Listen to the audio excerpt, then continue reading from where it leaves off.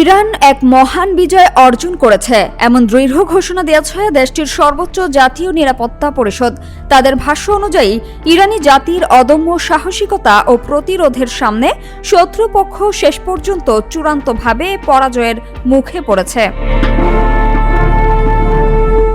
বিবৃতিতে বলা হয়, ইরানের বিরুদ্ধে চালানো কাপুরুষোচিত অবৈধ ও অপরাধমূলক যুদ্ধ শেষ পর্যন্ত শত্রুদের জন্যই এক ঐতিহাসিক ও অনস্বীকার্য পরাজয়ে পরিণত হয়েছে।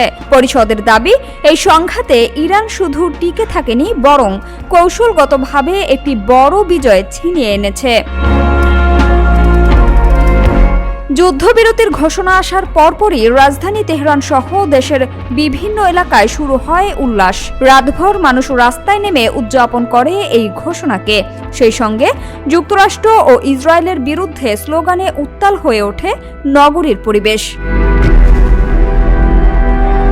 তবে বিশ্লেষকদের মতে এই যুদ্ধের বড় ধাক্কা ইরানকেই সহ্য করতে হয়েছে। ব্যাপক ক্ষয়ক্ষতির পাশাপাশি বহু স্কুল, বিশ্ববিদ্যালয় ও বেসামরিক স্থাপনা ধ্বংস হয়েছে। তাই অন্তত 2 সপ্তাহের জন্য হলেও যুদ্ধবিরতি কার্যকর হওয়াকে সাধারণ মানুষের জন্য স্বস্তির নিঃশ্বাস হিসেবে দেখা হচ্ছে। অন্যদিকে সরকারপন্থীদের বক্তব্য ভিন্ন। তাদের মতে, ক্ষয়ক্ষতি সত্ত্বেও শেষ পর্যন্ত ইরানের শর্তেই যুদ্ধ থেমেছে। জনগণের প্রতি দেয়া প্রতিশ্রুতি রক্ষা হয়েছে, আর শত্রুরা প্রকাশ্যে স্বীকার না করলেও বাস্তবে পরাজিত হয়েছে।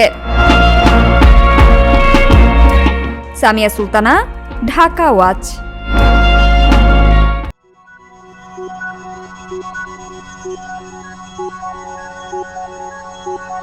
Thank you.